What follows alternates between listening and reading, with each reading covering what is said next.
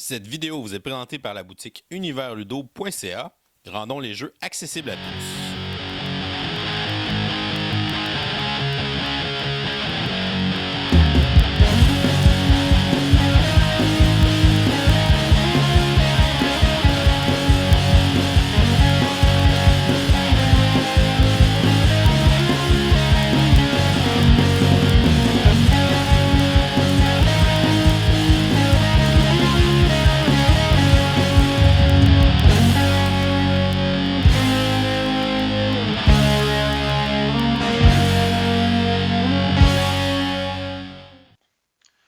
Bonjour chers amis joueurs, je suis LP, bienvenue à un nouvel épisode de Kickstarter 101 dans lequel je vous accueille finalement après tout ce temps dans un nouveau lieu de tournage où je pourrai vous présenter toutes sortes de vidéos comme je le fais depuis un certain temps. Aujourd'hui, le jeu que je vais vous présenter après tout ce temps, c'est un jeu qui s'intitule Vast de Crystal Caverns. Vast est un jeu qui va jouer de 2 à 5 joueurs, quoi qu'il y a une version solo, si je ne me trompe pas, mais c'est un jeu qui va jouer de 2 à 5 joueurs. C'est un jeu qui a été développé par Leather Games, qui va durer environ 90 minutes, à peu près, peu importe le nombre de joueurs qu'on a. C'est évidemment un petit peu plus long avec un plus grand nombre de joueurs. Comment je le qualifierais? Ben, c'est une drôle de bébite. En partant, c'est un jeu qui est asymétrique, ce qui veut dire que chacun des joueurs va faire quelque chose de complètement différent des autres joueurs. C'est un jeu qui est compétitif et c'est un jeu dans lequel chaque joueur a un objectif qui lui est personnel, qui est différent de tous les autres joueurs.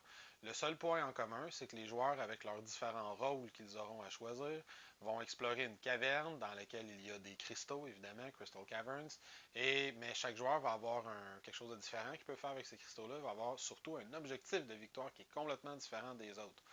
Fait que dans l'ordre, ce que je vais vous faire, c'est que je vais commencer par vous montrer comment on installe le jeu, la mise en place générale, et ensuite, je vais passer rapidement à chacun des rôles. Je vais faire différemment d'habitude. Je n'expliquerai pas toutes les règles dans les plus petits détails. Ça serait trop long pour rien.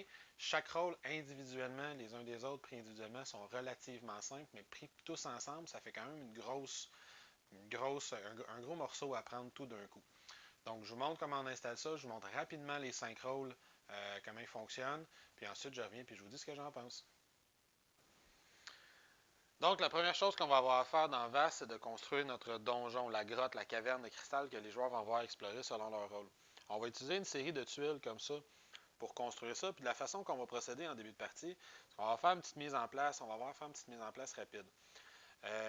Il y a 5 de ces 6 piles-là qu'on va utiliser dans toutes les parties, mais il y en a une, celle-ci, qu'on va utiliser seulement si le voleur est présent. Il y a 6 tuiles qui ont ce symbole-là, qui sont les volts dans le livre d'instructions. Juste si le voleur est là, qui sont présents. Sinon, on a les tuiles cristal, sont toujours là. Les tuiles trésor, qui ont ce petit symbole-ci, toujours là aussi. On a la tuile d'entrée avec une petite échelle en plein milieu. Et j'ai 2 autres piles de tuiles qui vont être des symboles mélangés. Soit je vais avoir un symbole de tête de mort, soit je vais avoir une espèce de spirale comme ça au centre de la tuile. Comment on va faire ça? Premièrement, on va placer notre donjon de départ. Fait que dans cette grosse pile de tuiles-là, on va la brasser. On va mettre tous nos symboles, spirale et tête de mort ensemble. On brasse ça et on en pige 4 au hasard. Peu importe qu'est-ce que c'est. On voit qu'il y a aussi de l'autre côté des symboles, soit un œil, soit une espèce de mâchoire, puis on a aussi un symbole des os qui se croisent. Mais dans cette pile-là, on en pige 4 et on va mettre avec notre petite tuile de départ avec l'échelle, on va mettre une tuile de chaque côté. Ça va être notre zone de départ. Si le chevalier est présent, ce qui sera le cas dans notre partie, il va commencer en plein centre. Avec le reste des tuiles, qu'est-ce qu'on fait? Bien, on va se faire 3 piles à peu près égales, le plus qu'on peut, et on va aller brasser le reste des autres tuiles à l'intérieur de ces piles-là selon ce qu'on a comme joueur. Les trésors, je répète ce symbole-là, on en met 2 dans chaque pile. Tout simplement, il y en a 6. Les cristaux, symbole C, il y en a 3, il y en a 9, pardon, donc on en met 3 dans chaque pile. Et si notre ami le voleur est présent, on va rajouter 2 de ces tuiles à lui qui sont spécifiques dans chacune des piles. On va brasser ça comme il faut. Quand ça va être bien brassé, les 3 piles, on se fait 3 piles de pige dans lesquelles on va piger tout au long de la partie. On va y mettre ça pas loin de notre zone de départ. Puis au niveau de la mise en place générale, tout est fait.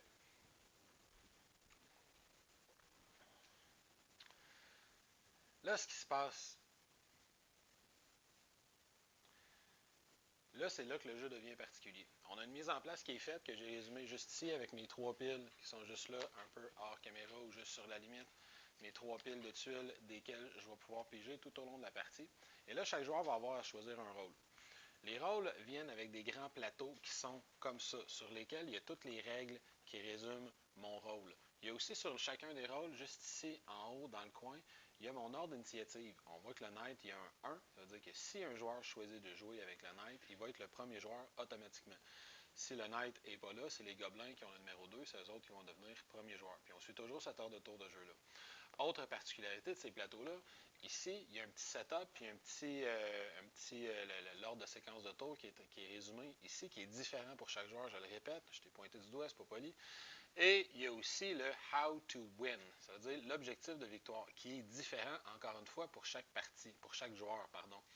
Par exemple, si je prends mon chevalier qui vient avec ce plateau-là, qui est une chevalier, en fait, mon objectif, c'est de tuer le dragon. Et on me précise aussi, si jamais il n'y a pas de joueurs qui ont choisi de choisir le dragon, je vais avoir un objectif différent, généralement, qui a à voir avec les cristaux qui sont à l'intérieur de la caverne. Dans le cas du chevalier, c'est de smasher 5 cristaux, puis ensuite de sortir. Mais de base, moi, j'installe quelque chose à 5, donc le dragon est là. Je veux descendre le dragon. Je veux trucider le dragon, je suis un chevalier qui bat des dragons. Fait que, comment il marche, mon aide? Bien, mon aide, premièrement, je vais avoir besoin de garder mon plateau, évidemment, pas loin. Puis le Knight, il va venir avec certains éléments qui lui sont spécifiques. Le Knight va avoir besoin d'un paquet de cartes événements, desquels il va piger de temps en temps. Il va avoir des événements. Le Knight, il va avoir besoin d'un paquet de cartes trésors, duquel il va piger des trésors pour augmenter sa puissance. Et le Knight va avoir une série de side quests. Il va commencer avec 3 cartes comme ça dans les mains.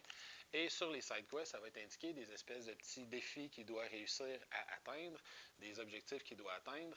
Et s'il réussit à les faire, il va gagner du grit. Ici, c'est écrit en haut à droite de chaque carte combien de grit il va gagner. Et à chaque fois qu'il réussit à en faire une, il fait juste l'acheter tout simplement, il en pige une autre en remplacement, fait qu'il va toujours en avoir 3 en main, peu importe les circonstances. Là, je vous vois, vous vous demandez, ben, c'est quoi ça le grit? Pourquoi tu me parles de ça? Le grit, ça va être là-dessus que la mécanique du Knight va fonctionner. Tu vois, lui ici, sur toutes les petites cases blanches qui sont là, il va aller placer des cubes jaunes. Puis en plus de ces cubes jaunes, il va avoir un cube rouge qui va lui permettre de mesurer combien il y a de grit. On va sur le plateau, le grit il va commencer à 0 puis il peut se rendre jusqu'à 45. À chaque fois que son cube rouge va frapper l'une des cases blanches, bien, il va ramasser le cube jaune qui est dessus. Fait qu'ici, par exemple, à 5 d'expérience, je vais avoir placé un grit, un cube d'expérience sur le 5 de grit en début de partie. Dès que mon cube rouge sera en 5, ce cube-là, je l'enlève et je le gagne. Qu'est-ce qu'il peut faire avec ce cube-là, le Knight? Bien, ici, je vous amène complètement de l'autre côté de son plateau. Juste ici, il y a ses caractéristiques de base au chevalier. Pendant son tour de jeu, qu'est-ce qu'il va faire? Il va pouvoir se déplacer. De base, il y a un de mouvement. Il va pouvoir faire des rencontres grâce à son chiffre. On dit c'est la perception. Grâce à sa perception, ça va lui donner un nombre de rencontres par tour, encounters. Et il va avoir aussi sa force. Sa force, c'est grosso modo les dégâts qu'il peut faire. Fait que, quelle puissance il a s'il essaie d'attaquer. Et de base, il y a un dans ces 3 caractéristiques-là. Puis il y a aussi un deuxième cube rouge qui va lui servir à compter ses points de vie, qu'on va placer juste ici. Mais donc, au fur et à mesure qu'il va ramasser 2 cubes jaunes, ce qu'il va faire, c'est qu'il va pouvoir améliorer ses caractéristiques de base. Fait que si par exemple, moi, mon tour de déplacement, 1, ça ne me suffit pas, j'ai besoin de 3, bien, je peux aller placer un cube jaune. Je vais gagner 2 points de déplacement de plus. Ce tour-ci, si j'en place un deuxième, je vais gagner 4 points de déplacement de plus ce tour-ci. Si j'ai un Encounters par tour, les Encounters, c'est de ça qui va servir pour pouvoir explorer des nouvelles tuiles, affronter le dragon, battre des gobelins, ainsi de suite. Mais il y en a juste une par tour. Mais si je place un deuxième cube, au lieu d'en avoir une, il y en a 2. Si j'en place un troisième, il y en a 3. Si j'en place un quatrième, il y en a 4. Fait que vous aurez compris que plus il avance en expérience, puis plus il débloque des nouveaux cubes, plus il va être capable de faire des actions. Même chose pour sa puissance. Il commence à 1, il peut monter à 2, à 3, à 4. Plus il est haut en puissance, plus il va être capable de frapper des tribus de gobelins puissantes ou il va être capable de frapper un dragon qui a une armure puissante. Sa mécanique n'est pas tellement plus compliquée que ça. À chaque tour de jeu, il y a un nombre de rencontres. Qu'est-ce qu'il peut faire avec des rencontres? Il peut explorer des nouvelles tuiles. Fait qu'en début de partie, quand on va avoir choisi d'utiliser le Knight, on va avoir choisi d'utiliser soit le Maple, soit le petit standee. Puis le knight, il va commencer sur la tuile de départ, sur l'échelle. À chaque fois qu'il dépense un de ses points de rencontre, il va pouvoir faire une rencontre, explorer une nouvelle tuile, par exemple.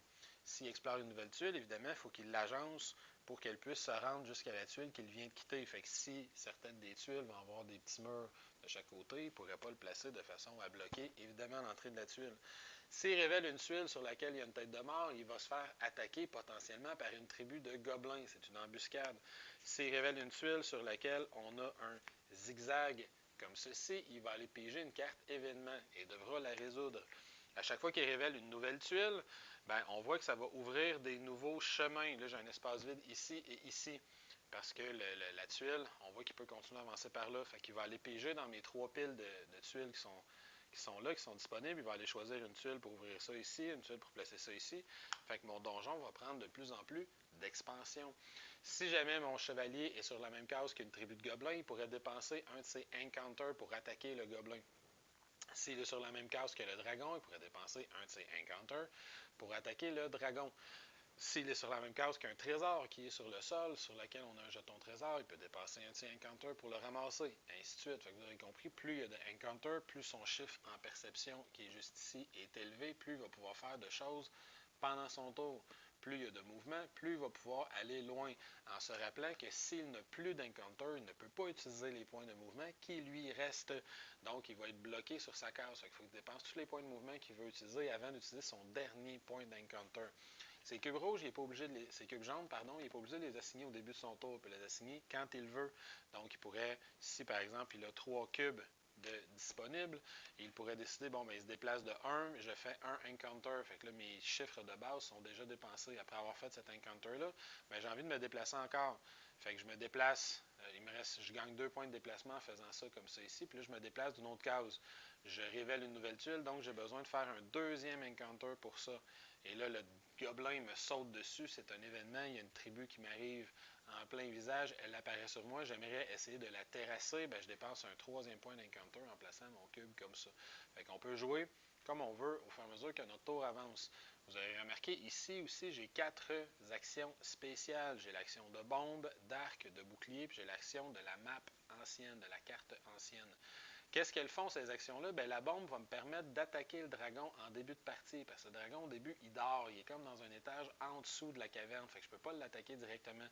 Pour l'attaquer, je dois être sur la même case et utiliser la bombe. Fait que ça va falloir que je sacrifie un de mes cubes pour utiliser ma bombe. Les maps anciennes me permettent de passer au travers les murs. On connaît des passages. Et on a des petits jetons pour s'en rappeler qu'on les utilise. Même chose pour les bombes. On a des petits jetons pour s'en rappeler qu'on les utilise. Le bouclier va me protéger de perdre de l'expérience pendant le tour des autres, mais va aussi les empêcher de me bouger s'ils avaient des aptitudes qui me permettraient de bouger. Et l'arc, évidemment, vous aurez deviné, me permet d'attaquer à distance. Fait que le tour d'un chevalier est relativement simple. Il va se déplacer en explorant des nouvelles zones, en essayant de terrasser les monstres, en ramassant des trésors. S'il a à ramasser un trésor, il va le piger dans la carte trésor. Il aura toujours le choix de le sacrifier pour gagner de l'expérience supplémentaire ou de le garder pour le rajouter à son équipement. Sa table d'expérience, elle est sur sa petite fiche comme ça ici. C'est ici qu'il lui indique à chaque fois que je découvre une nouvelle tuile, à chaque fois que je terrasse un monstre, à chaque fois que j'attaque le dragon, je gagne un certain nombre de points d'expérience. C'est mon chien qui veut se mêler du vidéo. Bonjour Choco. Donc, maintenant que le chien est parti, ma table d'expérience est ici et c'est ça qui m'indique, ça s'appelle dans le jeu du grid, et c'est ça qui m'indique comment je vais monter sur le petit tableau qui est ici. Et le chevalier, ça fait pas mal le tour de ce qu'il y a à savoir sur lui. Pour mon deuxième rôle, on a les gobelins. Les gobelins viennent aussi avec leur propre petit plateau sur lequel c'est aussi indiqué leur ordre d'initiative. Dans leur cas, à eux, sont les numéros 2. Donc, si le chevalier n'est pas là, ils vont être les premiers joueurs. S'il est là, ils vont jouer en deuxième. Et les gobelins ont un mode de fonctionnement qui est complètement différent. Les gobelins, comme les autres, je vais avoir à choisir en début de partie si je veux des standees en carton ou les meeples en bois. Moi, je vais choisir les standees en carton. Les gobelins sont divisés en 3 tribus qu'on retrouve sur leur plateau de jeu. Il y a la tribu Fang, et il y a un petit dessin des mâchoires sur le standee. Il y a la tribu de l'œil, il y a la tribu des os, Bones. Ils viennent aussi avec un paquet de disques verts comme ceci, qui vont servir à mesurer la population de chacune des tribus. Plus la tribu est peuplée, plus la tribu est nombreuse, plus elle est puissante, évidemment. Ils vont venir avec un paquet de cartes War, un paquet de cartes Secret et un paquet de cartes Monster.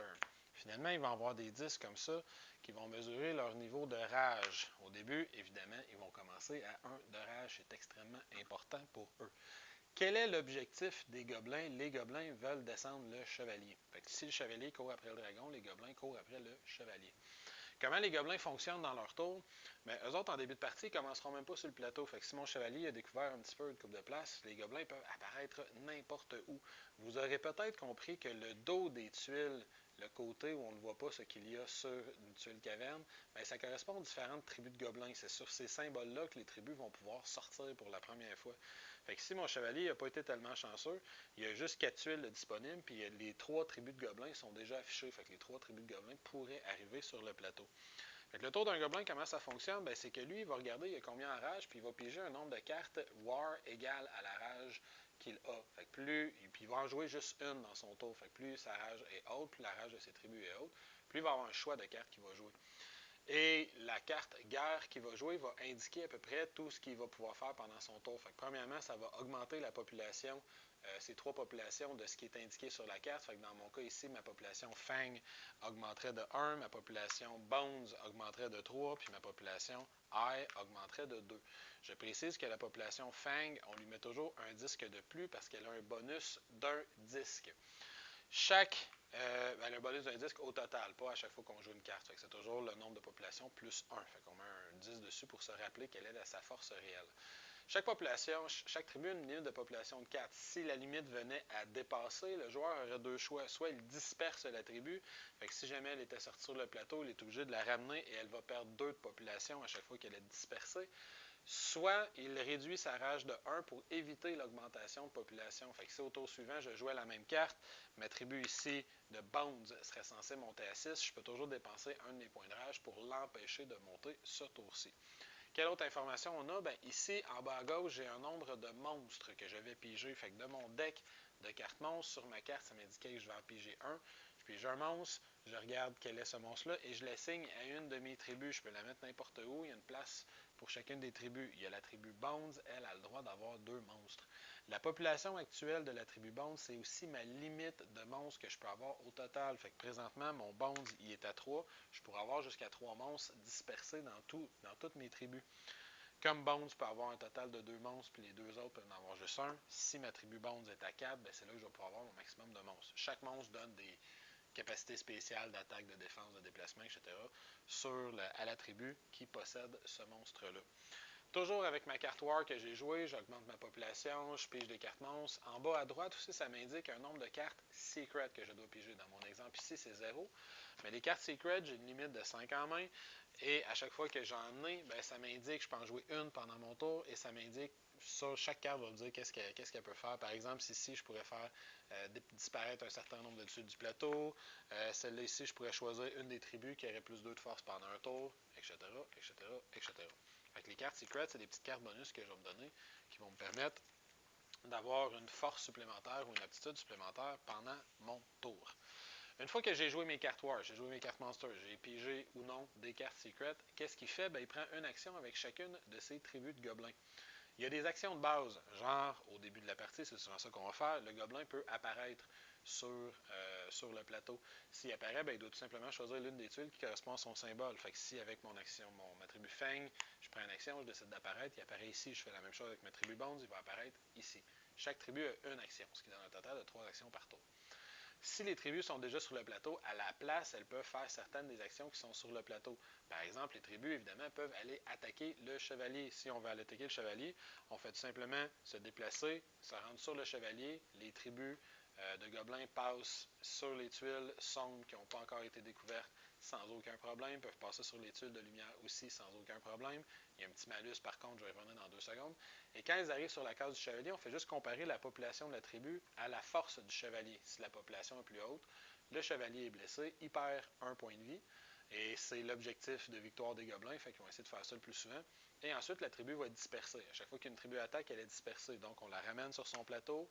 Elle perd 2 de population. Elle ne peut pas descendre en bas de 0, évidemment. Et par contre, on a réussi à infliger l'une des 7 blessures, si ma mémoire est bonne, nécessaires pour tuer le chevalier. S'il y avait des trésors sur le plateau, ben, le gobelin pourrait aller récupérer des trésors. Fait que ça empêche le chevalier de les prendre, puis ça va lui permettre de monter sa rage. Chaque trésor récupéré permet de gagner un point de rage. On se rappelle que plus la rage est haute, plus j'ai un grand choix de cartes à jouer au début de mon tour quand je suis un gobelin. On peut également attaquer les autres personnages. La règle est la même. La perception de ma tribu doit être plus haute que la valeur de discrétion du voleur si je veux attaquer le voleur. Ma perception, c'est mon nombre, c'est ma population plus 1. Et la force de ma tribu, si jamais j'en ai besoin, si j'attaquais le dragon par exemple, c'est la population elle-même de la tribu. Fait une population de 3, 3 de force, 4 de perception, pour les différentes caractéristiques qui sont nécessaires. Fait qu'on pourrait attaquer le voleur pour aller récupérer des trésors, gagner des bonus, etc. S'il y a des cristaux, même chose, on peut les smasher, ça empêche les autres classes de le faire à notre place et on gagne un petit bonus de rage ou de pige de cartes selon l'objectif qu'on a. Finalement, chaque tribu a un pouvoir spécial. Donc, à la place de prendre une action, la tribu peut prendre son action spéciale qui lui appartient juste à elle.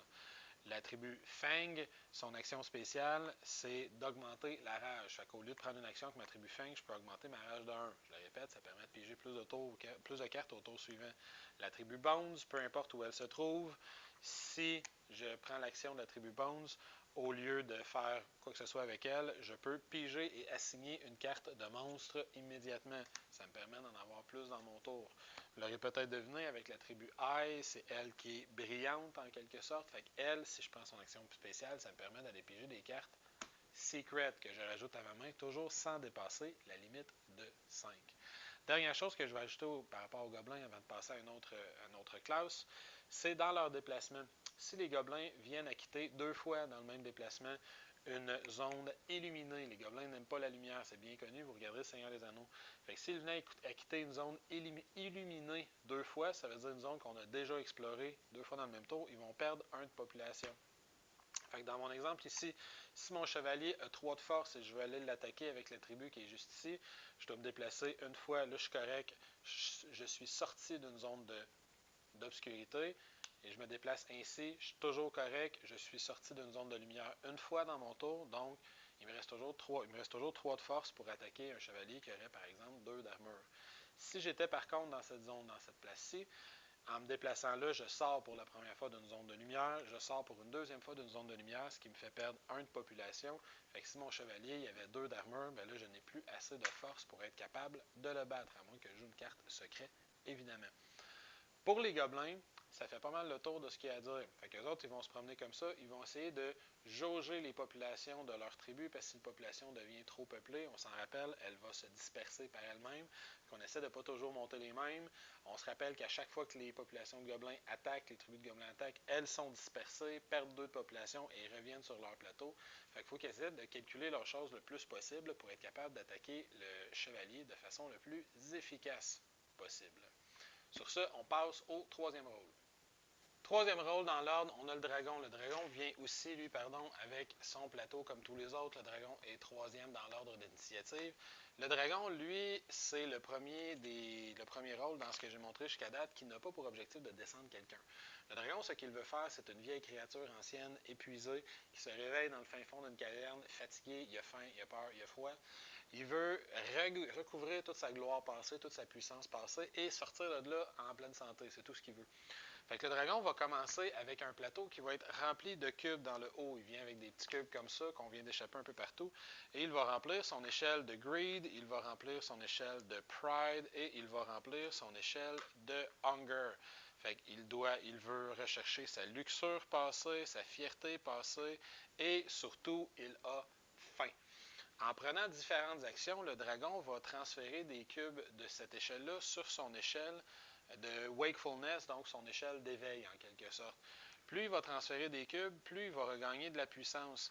Et lorsqu'il aura transféré 11 cubes, il va être complètement réveillé sur le plateau. Il va changer son pion de dragon endormi pour un pion de dragon éveillé. Ou si vous préférez jouer avec le Peoples, dragon endormi, dragon réveillé. Et une fois qu'il sera réveillé, il a donc transféré 11 de ses cubes et il est réveillé. S'il retourne sur la tuile de départ alors qu'il qu'il est réveillé, il remporte la partie. Par contre, il doit faire ça avec un chevalier qui court après. Un chevalier qui est beaucoup plus fort que le dragon à l'intérieur de ce jeu-là, parce que le dragon il est endormi la moitié ou le trois quarts de la partie. Il ne faut pas penser qu'on va rentrer en crachant du feu dans tous les sens. La mécanique du dragon est relativement simple. Plus le dragon va monter, je vais vous montrer ça comme ça, plus le dragon va monter ici comme ça et qu'il va transférer des cubes des échelles qui sont ici à l'échelle qui est juste ici.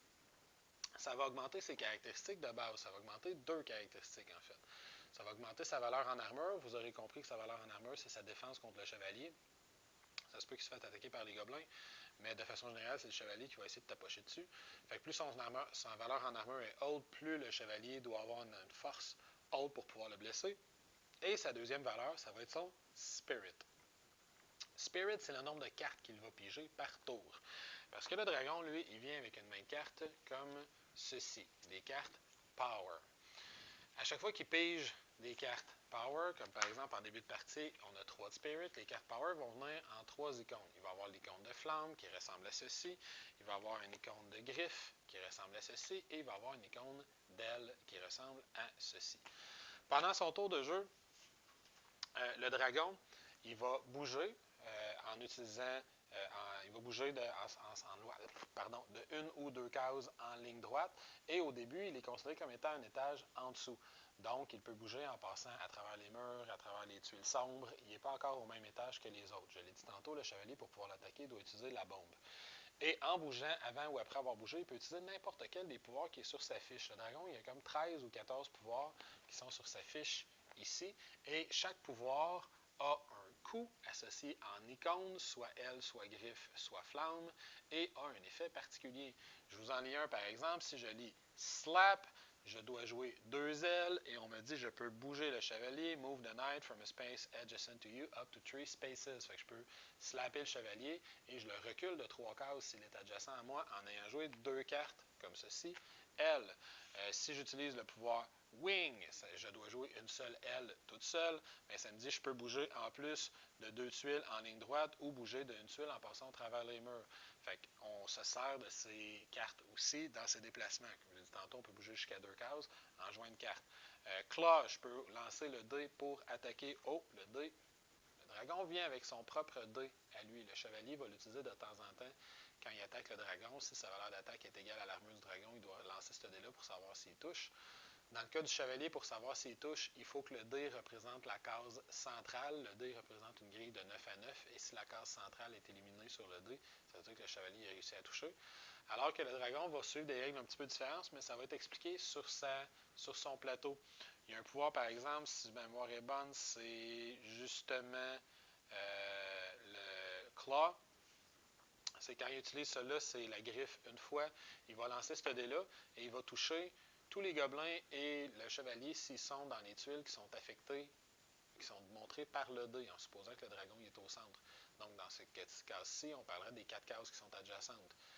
Sur ce résultat-là, ça serait la case sur le dragon se trouve elle-même, puis les 4 cases qui sont en diagonale. Cette case-là, ça serait la case au centre et les tuiles adjacentes. Donc, le dé pour le dragon va déterminer qu'est-ce qu'il peut toucher avec le meilleur résultat possible, qui est toutes les cases autour de lui, mais pas la sienne, par contre. Et en jouant ces cartes-là, il peut en jouer tant qu'il veut dans son tour, tant qu'il y en a.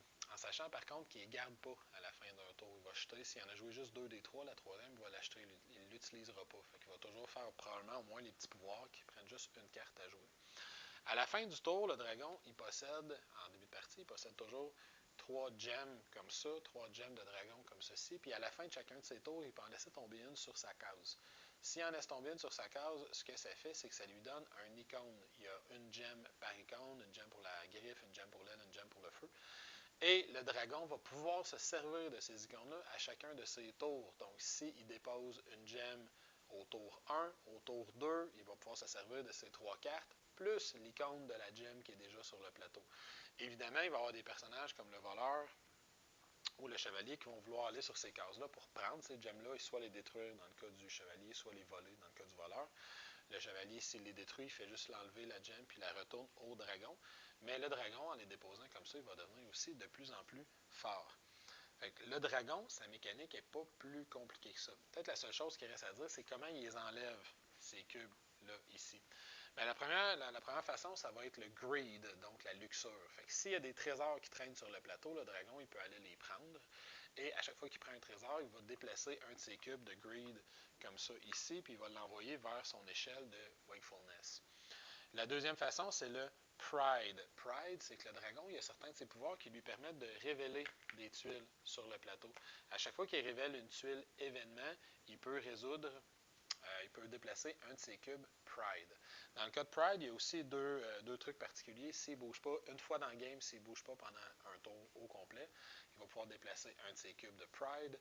Et si il place un gem de dragon sur le plateau alors qu'il y en a déjà un de présent, une fois dans le game, il peut aussi déplacer un de ses cubes de Pride. L'autre façon, c'est peut-être la plus fun, la plus drôle, c'est à chaque fois qu'il bouffe des gobelins, il y a un petit cube vert qui vient comme ça pour mesurer combien il a bouffé de gobelins. À chaque fois qu'il tue des gobelins, il va baisser leur population respectivement. Puis pour chaque point de population qu'il enlève, lui, il va gagner un point de gobelins mangés, en quelque sorte. Puis à chaque fois qu'il monte, il y a une échelle ici qui va jusqu'à 7. Et pendant son tour de jeu, il peut dépenser deux de ces points-là pour déplacer un de ses cubes d'Hunger. Fait qu'il prend un de ses cubes qui est sur la ligne d'Hunger puis l'envoyer sur sa piste de Wakefulness. Puis il peut le faire autant de fois qu'il veut, en se rappelant par contre que dans un seul tour de jeu, il peut déplacer au maximum 2 cubes. Fait que même s'il bouffe 8 gobelins, il ne faut pas qu'il les dépense tous dans le même tour. Il va les dépenser sur des tours séparés pour déplacer ses cubes. Je rappelle son objectif de victoire, une fois qu'il a déplacé 11 de ces cubes-là, en révélant des tuiles, en ramassant des trésors, en étant immobile pendant un tour, en plaçant des gemmes alors qu'il y en a déjà sur le plateau ou en mangeant des gobelins. Une fois qu'il y en a 11 de révélés, il va monter à la surface. Une fois qu'il monte à la surface, il change de jeton. Et aussi, il devient un petit peu plus vulnérable au chevalier parce que le chevalier n'a plus besoin d'utiliser sa bombe une fois qu'il est à la surface. Il a juste besoin d'aller taper dessus avec son épée. Donc, le chevalier a juste besoin de dépenser des encounters pour l'attaquer. S'il est sur la même case que le chevalier, comme ceci, puis le chevalier dépense 3 encounters, il va pouvoir essayer de l'attaquer 3 fois. En sachant que le dragon, il a juste 5 points de vie, c'est dangereux. Il faut vraiment qu'il évite le chevalier une fois qu'il est réveillé, le temps qu'il revienne à l'entrée. Mais s'il se rend à l'entrée, la game arrête immédiatement, puis il remporte la partie. Une fois qu'il y a un dragon réveillé, c'est rendu à l'entrée. Pour ses pouvoirs en tant que tel, c'est vraiment, une fois pendant qu'on est en train de jouer, c'est vraiment juste prendre le temps des lire. Il y en a beaucoup, mais ils sont relativement simples. Puis de toute façon, ceux qui sont à la fin, qui demandent de jouer 4 ou 5 cartes en même temps, on sera capable de les faire en début de partie. Ça ne sert à rien de les lire en début de partie. On commence avec ceux qui nécessitent un ou deux icônes. On apprend tranquillement. C'est un rôle intéressant, mais un petit peu plus difficile à jouer que le chevalier. Par contre, plus facile que le gobelin. Sur ce, rôle numéro 4. La caverne. La caverne, c'est probablement le joueur qui a le rôle le plus original de tous les 5 joueurs du jeu de base. La caverne vient avec son plateau, comme tous les autres joueurs, il y a son ordre d'initiative, c'est le 4e dans l'ordre de tour de jeu, donc si les 5 joueurs sont là, il va être le 4e à jouer. Et la caverne, lui, a comme objectif, au lieu de vouloir se sauver ou de vouloir tuer une personne, il veut tuer tout le monde. Il veut faire effondrer la caverne, il veut que la grotte tombe sur tous les autres joueurs et que tous les autres personnages meurent ensevelis sous une pluie de roches. Comment la caverne fonctionne? Bien, pour le comprendre, il faut savoir 2-3 petites choses que je n'ai pas encore expliquées. Première chose qu'il faut savoir, c'est les règles d'effondrement de la caverne. En début de partie, on va avoir placé, pas loin du plateau, une petite carte qui s'intitule comme ça, The Cavern Grows, puis éventuellement qu'on va remplacer par The Cavern is Collapsing.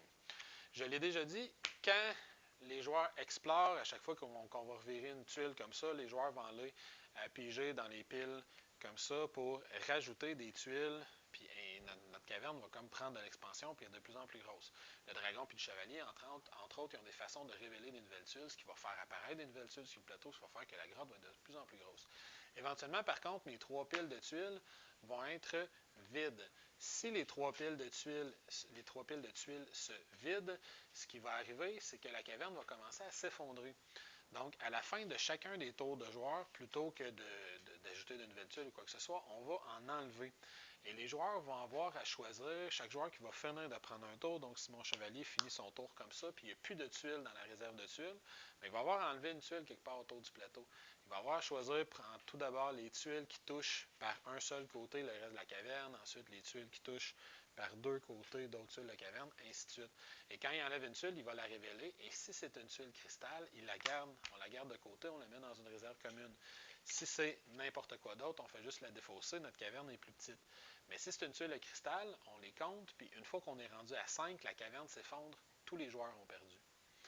Mais quand c'est le joueur de la caverne est là, est présent, bien lui, c'est ça qu'il veut faire. S'il réussit à enlever dans la phase où la caverne commence à s'effondrer, s'il réussit à enlever une 5e tuile de cristal, il remporte la partie. Et vous aurez probablement deviné, quand le joueur de la caverne est là, c'est pas chaque joueur qui décide d'enlever une tuile autour du plateau à la fin de chaque tour de joueur, c'est la caverne qui décide quelle tuile part. Fait que vu que c'est lui qui les a placés en début de partie, ça change complètement la donne de savoir que les tuiles ne sont pas enlevées de façon aléatoire, mais de savoir que le joueur qui contrôle la caverne vise spécifiquement à aller enlever les tuiles cristal qui n'ont pas encore été révélées. Cela étant dit, qu'est-ce que le joueur de la caverne change d'autre dans les mécaniques? Il va changer beaucoup notre ami chevalier. Pourquoi? Parce que notre ami chevalier, il avait 2 paquets de cartes qui viennent avec lui. On avait un paquet de cartes trésor, on avait un paquet de cartes événement. Quand le joueur de la caverne est là, c'est lui qui contrôle ces paquets de cartes-là. Fait que si notre chevalier doit piger une carte trésor, c'est la caverne qui en pige 2. Il en choisit une des 2, il la donne au chevalier. Le chevalier a le même choix qu'avant, c'est-à-dire de la refuser pour avoir du grit ou de l'accepter pour avoir un objet de plus. Même chose pour les événements. Si le chevalier doit piger un événement, c'est la caverne qui en pige 3. Il en choisit une, il la donne au chevalier, le chevalier doit résoudre cet événement-là, et la caverne va remettre les autres événements en dessous du paquet de cartes.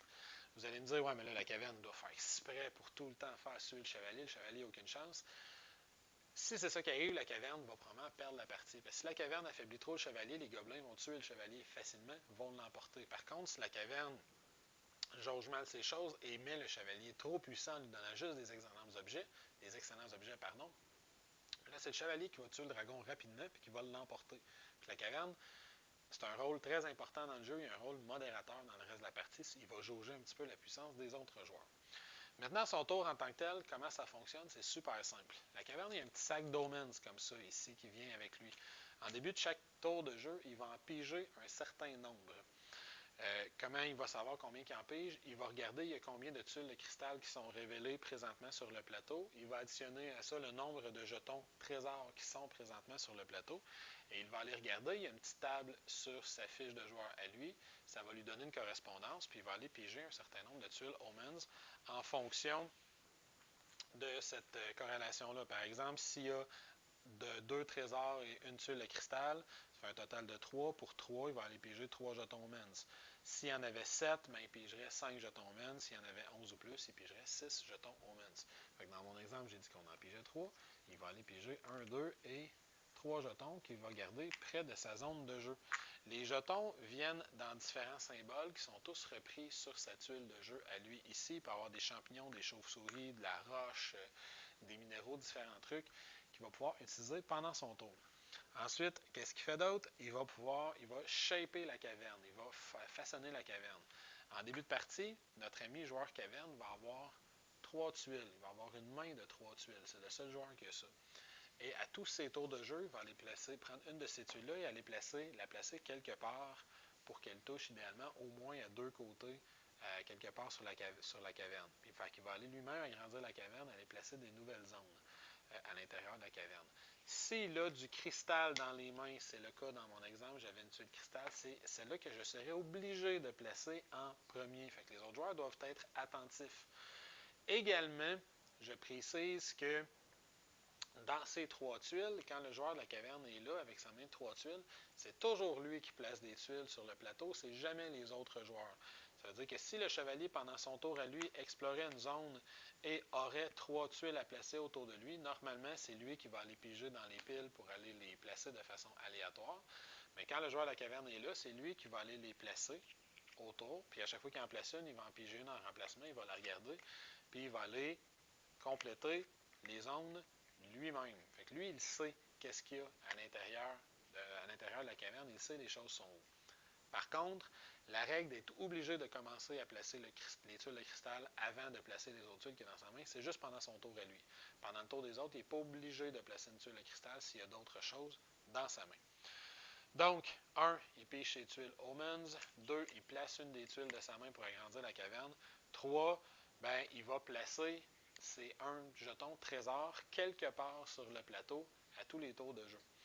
Évidemment, les jetons trésors, c'est pas nécessairement positif pour lui parce que le chevalier va vouloir aller le chercher, le gobelin peut aller le prendre pour du rage, le dragon peut aller le chercher, c'est un de ses objectifs, une des façons qu'il a de se réveiller. Fait qu'il va essayer de les placer les plus loin possible les uns des autres, les jetons trésors, parce que lui, plus il y en a sur le plateau, plus il pige des jetons omen comme ça. À quoi ils servent? Bien ça, c'est que n'importe quand dans son tour, c'est pas une phase de tour en tant que tel, mais n'importe quand dans son tour, il peut dépenser des jetons Omens pour activer les pouvoirs qu'il y a sur son plateau. Il y a 6 pouvoirs différents. Il y a des jetons ici, il y a des symboles de jetons juste en dessous qui indiquent qu'est-ce qu'il doit dépenser pour pouvoir activer ce pouvoir-là. Par exemple, pour un Omen, par exemple, en dépensant une chauve-souris, il pourrait viser soit un token de trésor, soit le chevalier, soit une tribu de gobelins, puis la déplacer de 3 espaces. En dépensant 2 chauves-souris, il pourrait placer un Rock Slide Token. C'est des petites chutes de roches comme ça qui vont bloquer l'espace entre 2 tuiles. Ça fait apparaître un nouveau mur. Et ainsi de suite. Chaque token sur sa fiche est très bien expliqué comment il peut utiliser chacun de ces tokens. Donc la caverne, c'est un rôle extrêmement intéressant, mais pas nécessairement facile à jouer. Il doit jauger la puissance du dragon, il doit jauger la puissance du gobelin, puis il doit essayer de mettre le chevalier à peu près dans le milieu entre les deux. Il y a beaucoup d'influence sur la game du chevalier. Le joueur qui joue la caverne, il va déterminer les objets que le chevalier va avoir à trouver. Au niveau de la complexité, c'est un rôle quand même pas évident, mais ça reste un des rôles très agréables et surtout très original. Puis en plus, c'est lui qui contrôle où apparaissent les trésors à l'intérieur du jeu. Ça, c'est tout le temps fun. Cinquième et dernier rôle, notre ami le voleur. Comme tous les autres, vous aurez probablement commencé à vous en apercevoir. Vous avez le choix entre un standy ou un meeple. Pour faire votre partie, moi, je vais y aller avec le standy que je préfère personnellement. Le voleur, lui, est maudit. Il a volé des choses qu'il ne devrait pas voir ou il a écouté le Pirate des Caraïbes un peu trop souvent. Mais le voleur est maudit. Et pour briser sa malédiction, il doit retrouver un trésor perdu dans cette caverne-là et se sauver avec ce trésor-là. S'il réussit à le faire ça, il va gagner la partie. Comment il marche en tant que tel? Bien, c'est que le voleur, à son premier tour de jeu, il va apparaître sur l'entrée. Et à chaque fois qu'il se fait tuer, lui, il est un peu justement à la Pirate des Caraïbes, il est immortel. À chaque fois qu'il se fait tuer, il va juste dropper, il va échapper tous les trésors qu'il porte sur lui et il va revenir automatiquement à l'entrée, recommençant sa mésaventure dans son cas. Comment fait-il pour gagner? C'est qu'au fur et à mesure qu'il va ramasser des trésors, il va aller les déposer avec des jetons qu'il a lui sur un espace sur son plateau. Fait qu'à chaque fois qu'il ramasse des trésors, il va aller les cumuler sur son plateau juste ici. Fait que ça peut être soit des jetons trésors, il pourrait même aller ramasser les jetons, les gems du dragon, par exemple, ça fonctionnerait aussi.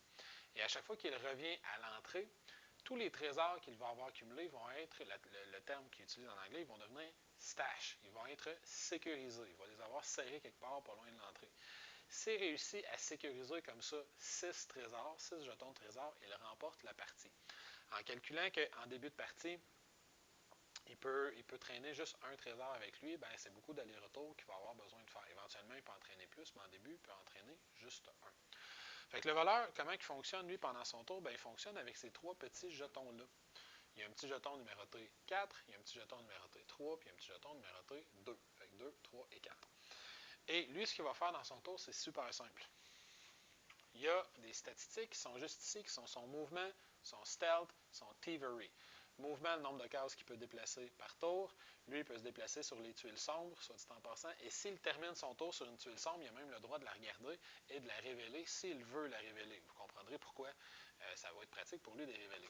Stealth, ça va être sa valeur de défense. Fait que si le gobelin, le dragon ou le chevalier veut tapocher sur le voleur, puis ils vont vouloir souvent, et c'est sa valeur de défense. De façon générale, les autres joueurs doivent battre la valeur de défense du voleur pour pouvoir l'attaquer, sauf le dragon qui l'attaque automatiquement. Il a juste besoin de finir sa case à la même place que le voleur. Et Thievery, ça va déterminer le nombre d'actions qu'il va avoir par tour. Fait qu'au début de chaque tour de jeu, il va falloir qu'il place ses 3 jetons. Fait que s'il place par exemple son jeton numéroté 3, ben, il va avoir 3 de stealth ce tour-là.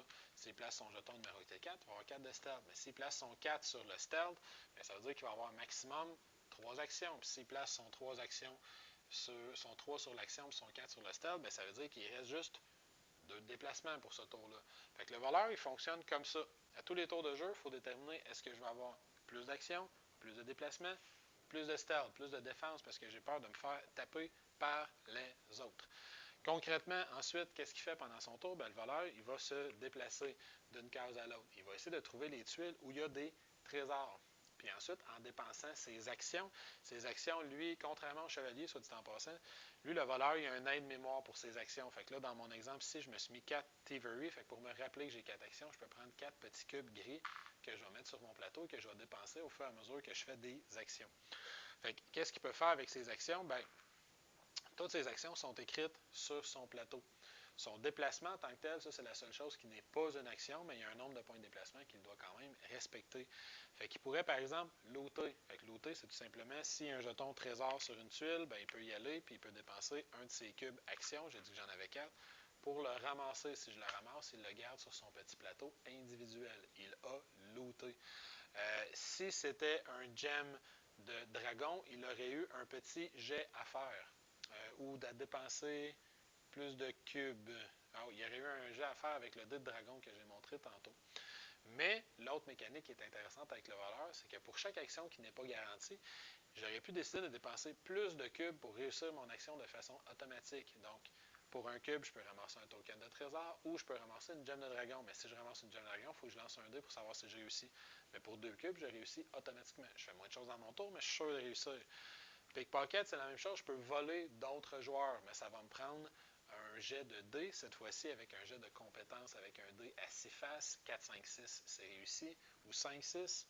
4, 5, 6, mon jet est réussi. Et là, je pourrais, par exemple, voler un trésor au chevalier. Fait que le chevalier perdrait une de ses cartes trésors. Fait que le chevalier déteste vraiment le voleur. Et cette carte trésor-là serait transformée en jeton trésor que le voleur mettrait sur sa fiche. En dépensant 2 cubes pour faire l'action pickpocket au lieu de 1, ben ça va me prendre juste 2 pour réussir mon jet. Si je dépense 3 cubes, j'ai réussi à voler le chevalier automatiquement sans lancer de dés. L'action picklock, c'est la même chose. Si le voleur trouve l'une de ces tuiles qui lui correspondait, que j'ai placées en début de partie, qui sont des tuiles qui ressemblent à ceci, ce sont des jetons Vault qu'on va placer. Fait que comme j'ai dit tantôt, quand le voleur termine son déplacement, si par exemple, j'ai tout tassé, si par exemple le voleur terminait un déplacement ici, il a le droit de regarder à la fin de son déplacement qu'est-ce qu'il y a derrière et de le révéler. Tiens, je décide de révéler ça. Et là, il va placer un jeton Vault dessus. Et comme il y a un Vault à cet endroit-là, le voleur peut essayer d'utiliser son picklock, son lockpicking pour crocheter la serrure. Il va faire un jet de dés aussi. Et ça va être la même règle. Plus il dépense de cubes d'action pour faire cette action-là, plus son jet de dés est facile, voire automatique. Quand il réussit un jet sur un picklock, il l'enlève, il prend un token de trésor qu'il met sur sa fiche. Et il continue son tour de jeu. L'action, il peut faire une action de climb pour passer au travers des murs. Il peut faire une action de backstab où il va aller endommager d'autres joueurs. Fait qu'il peut aller disperser une tribu de gobelins. Il peut aller faire perdre de l'expérience au chevalier en l'attaquant, en le poignardant dans le dos. Il peut cacher son loot. Cacher son loot, qu'est-ce que ça veut dire? C'est que le voleur, lui, c'est une cible le fun. Il est assez facile à tuer pour n'importe qui d'autre. Et il donne un petit bonus à tout le monde. Il va permettre aux gobelins de piger des cartes secrètes. Il va permettre aux dragons d'avoir plus de cartes pouvoir à son prochain tour. Il va donner de l'expérience aux chevaliers. Et plus la valeur de loot du voleur est haute, plus il donne des gros bonus. Fait que le voleur, pendant son tour, il peut littéralement sacrifier des cubes d'action pour baisser sa valeur de loot. Et plus elle est basse, moins il est une cible intéressante. Par exemple, si le chevalier attaque le voleur alors que le voleur vaut 3 points de loot, tel qu'indiqué ici, le chevalier vient de gagner 3 points de grit. Si on se rappelle que ça en prend juste 5 pour avoir son premier cube. Alors que si le voleur vaut 0 point de loot, ben, si le chevalier prend le temps d'attaquer le voleur, il gagne 0 point d'expérience. Il fait juste le ramener à l'entrée, ce qui est plus ordinaire pour le chevalier. Donc, probablement que le voleur va se faire moins attaquer si sa valeur de loot, elle est extrêmement basse. Et le voleur fonctionne à peu près comme ça. La seule règle qui me reste à ajouter sur le voleur, c'est peut-être ça qui le rend très intéressant au même niveau que les autres, c'est sa règle d'upgrade. À chaque fois que le voleur revient à l'entrée, comme dans mon exemple ici, le voleur se déplace, il retourne à l'entrée, j'avais un de mes trésors qui était dans ma zone not stash, on stash. Bien, ce trésor-là devient sécurisé. Je vais l'enlever de ma fiche, je vais le redonner au joueur de la caverne s'il est là pour qu'il le mette dans sa réserve ou je vais tout simplement le mettre dans la réserve. Et je vais prendre un de ces petits jetons-là carrés que je vais aller placer sur ma fiche. Et là, vous verrez qu'il y a beaucoup de zones avec des carrés blancs un peu partout. Ce que ça fait, c'est qu'à chaque fois qu'on réussit à sécuriser un trésor, on peut aller placer un jeton sur l'une de ces zones-là et l'action qui lui est associée devient plus puissante le reste du jeu. C'est ça son système d'upgrade. Fait que dans mon exemple ici, si j'ai augmenté mon action de pickpocket, ça me permet d'avoir un reroll, donc de relancer le dé une fois à chaque fois que je tente l'action de pickpocket. Si j'augmente mon action pour crocheter des serrures, ça me donne un bonus de plus 1 sur mon résultat de dé. Si il y a ici, vous voyez, il y a 3 zones où je peux augmenter les caractéristiques de base. Fait que si j'augmente ça, par exemple, ben, le plus 1 devient actif. Fait que chaque jeton que je place en stealth le reste de la partie a plus 1. Mon 2 devient 3. En plus de ça, je peux augmenter littéralement mes jetons. En augmentant lui ici, on voit que je peux faire passer mon 2 à 3. Fait que si je le passe comme ça, mon 2 qui tombe ici, je le vire de bord, puis il devient un 3. Ici, je peux faire passer mon 3 à 4. Puis ici, je peux faire que tous mes jetons ont maintenant une valeur de 4. Fait que si j'ai mes 3 upgrades comme ça ici, j'ai toujours 4 de stealth, 4 actions, puis 4 de mouvement à tous les tours. Je deviens un voleur extrêmement versatile. Fait que le système d'upgrade est très intéressant, d'autant plus que le voleur vient avec 3 cartes qui sont 3 upgrades, fait qu'ils ont le même jeton ici pour que je puisse aller placer un upgrade dessus et qui vont me donner des pouvoirs particuliers. Ici, je peux avoir un charme qui me permet d'avoir un certain contrôle sur les autres. Ici, j'ai un Disappearing Cloud qui me permet de faire un pickpocket à distance puis de transporter plus de trésors sur moi, fait que de pouvoir atteindre mon objectif de victoire plus rapidement. Je répète, pour gagner, le voleur doit aller chercher des trésors ou des volts ou des gemmes de dragon et les ramener à l'entrée. À chaque fois qu'il en ramène un, il le sécurise, il gagne un upgrade. Et s'il a réussi à gagner son 6e upgrade, donc à sécuriser son 6e trésor, il remporte la partie. Donc, maintenant que j'ai expliqué les règles, qu'est-ce que je pense de Vast Crystal Caverns? Avant de tomber là-dedans exactement, je tiens à préciser, je n'ai pas expliqué, contrairement à ce que je fais d'habitude, je n'ai pas expliqué vraiment toutes les règles une par une dans tous les petits détails. Chaque classe a des règles particulières, des petites exceptions, des petits détails qui peuvent influencer. Puis c'est assez important d'avoir une compréhension générale de ce que les autres classes ont à faire et peuvent faire pendant leur tour pour jouer son propre tour de jeu à soi. Mais principalement, on a juste besoin de comprendre le nôtre pour être capable de jouer. Et quand on regarde une fiche de personnage, comment elle est faite, comme mon chevalier qui est ici, si je montre ça d'un peu plus proche, toutes les règles sont vraiment là, puis sont toutes clarifiées. J'ai mon ordre de tour de jeu qui est ici. J'ai mon. Peut-être que si je le tiendrais à l'endroit, ça irait mieux. J'ai mon ordre de tour de jeu qui est juste ici. J'ai mon How to Win qui est juste là. Mes pouvoirs sont expliqués sur chacune des cases, qu'est-ce qu'ils font exactement. Fait que le plateau est extrêmement bien fait.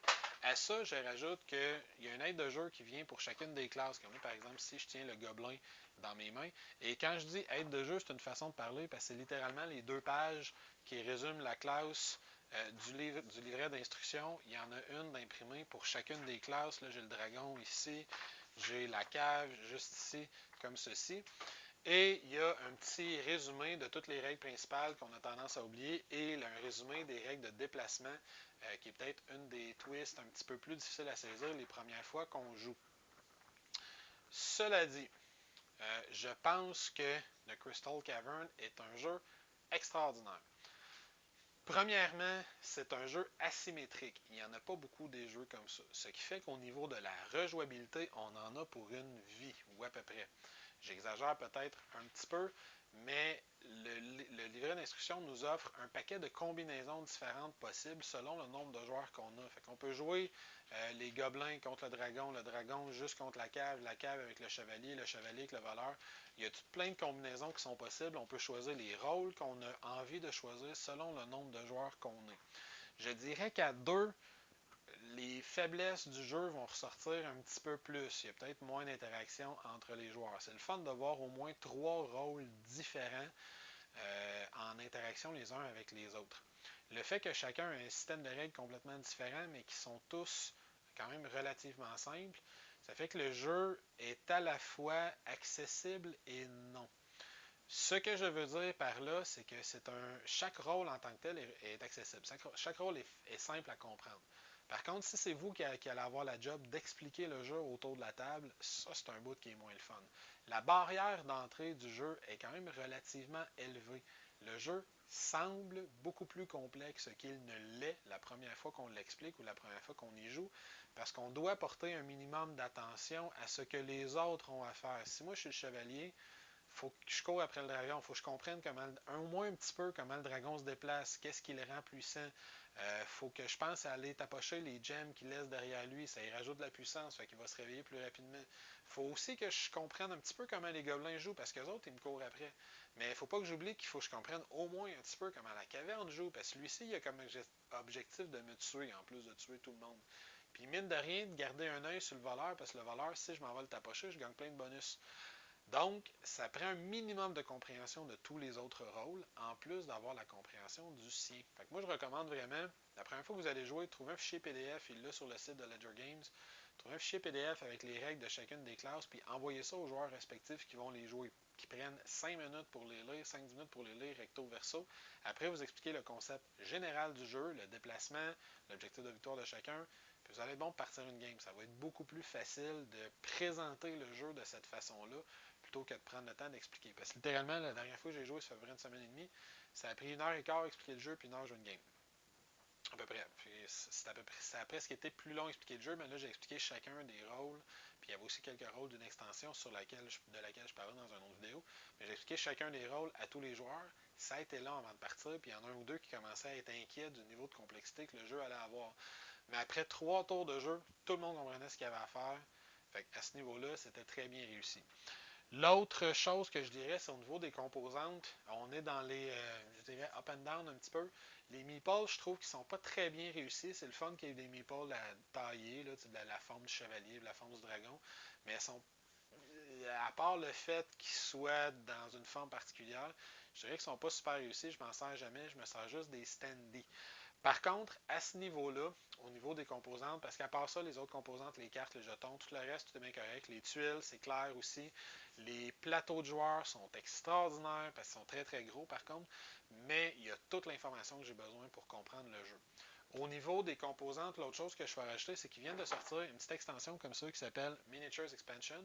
Puis ce qu'on a à l'intérieur de ça, je vais vous montrer ça rapidement, 2 petites secondes. Ce qu'on a à l'intérieur de ça, c'est une amélioration de toutes les composantes à l'intérieur du jeu.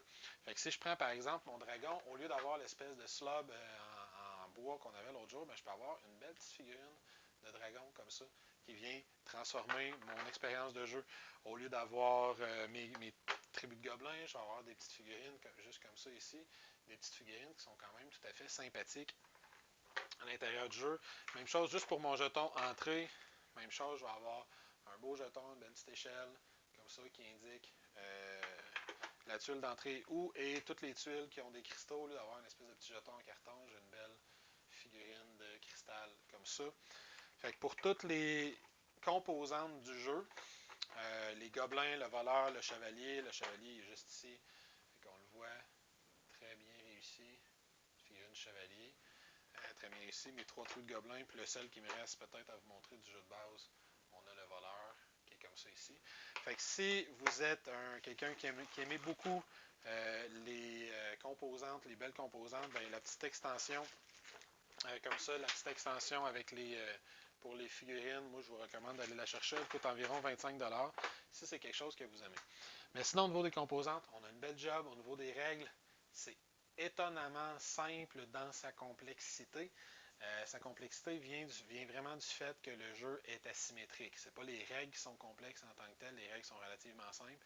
Mais c'est comme si chaque joueur jouait un jeu différent dans un univers commun, puis avec un objectif de victoire qui était à la table, ou que tout le monde peut accéder à cet objectif de victoire-là, mais c'est littéralement des jeux différents. Le dragon, il y a une gestion de main de carte. Le chevalier, c'est un système de points d'action pour se déplacer et faire de l'expérience, qui a de plus en plus d'actions. Le gobelin, c'est une association de 3 tribus différentes qu'il faut que je gère des cartes avec des monstres qui ont, puis un système de puissance selon la tribu qui monte. Tout le monde est vraiment très, très, très différent. Puis c'est vraiment une des forces du jeu. Moi, personnellement, je vais lui mettre un excellent 9 sur 10. C'est un super bon jeu. Je dirais que son principal défaut, c'est justement la barrière d'entrée. C'est pas tout le monde, ça ne plaira pas à tout le monde le fait qu'il soit asymétrique. Mais le fait que les parties sont relativement courtes, en dedans de 90 minutes, normalement, on s'en tire bien. Surtout si on a déjà joué au moins une fois. Donc, en dedans de 90 minutes, on va bien s'en sortir. Puis, si tout le monde a pris le temps de lire les petits règles de son côté, ça devrait bien aller aussi. Fait que si c'est quelque chose qui vous plaît, si le côté asymétrique, le côté dungeon crawler, compétitif, chacun avec un rôle différent, ça vous plaît, bien, je vous le suggère fortement. Moi, personnellement, j'ai mis un 9 sur 10. C'est sûr qu'on va rejouer beaucoup avec le prof Board Game et avec nos autres amis. Et en plus de ça, dans une autre vidéo, je vais vous montrer qu'on peut même y rajouter des rôles. Il y a une autre expansion qui vient tout juste de sortir qui s'appelle Fearsome Foes, dans laquelle on a 3 nouveaux rôles. Chaque rôle a 2 versions possibles. On a une goule, une licorne, un fantôme qui va amener encore plus de rejouabilité. Le jeu peut monter jusqu'à 7 joueurs avec les expansions, ce qui est un petit peu exagéré quand je pense, parce qu'elle a 7 joueurs, 7 rôles différents, ça va devenir chaotique. Mais je vous montrerai l'expansion dans une autre vidéo pour vous montrer ça, mais avec cette expansion-là, on a encore plus de rejouabilité et de combinaisons possibles à mélanger les rôles. Fait que je le recommande, allez essayer ça, trouvez-vous un petit café ludique pour essayer ce jeu-là. En plus, il n'est pas si dispendieux que ça pour le nombre de composantes qu'il y a à l'intérieur. Donc, Vast Crystal Caverns, c'est ma recommandation. Sur ce, je vais vous souhaiter une excellente fin de journée. Si vous avez des questions, commentaires, vous me laissez ça dans le bas comme à l'habitude, ça va me faire plaisir d'y répondre. Et cette fois-ci, j'apprécierais d'avoir quelques suggestions sur le prochain jeu que vous aimeriez que je fasse. J'avais parlé de Fate of the Elder Gods dans le temps des fêtes, j'ai pas encore fait la vidéo, ça pourrait être le prochain. Sinon, je viens tout juste de recevoir Mythic Battles Pantheon, fait que s'il y en a qui seraient intéressés à voir ça, vous pouvez me le suggérer ici. Et je reçois aujourd'hui même un jeu qui s'appelle Rise to Nobility. Fait que si vous aimeriez voir une vidéo de ce jeu-là, vous me le direz aussi. Ensuite, je verrai ce qu'il est possible de faire. Fait que sur ce, je vous souhaite une bonne fin de journée et à la prochaine.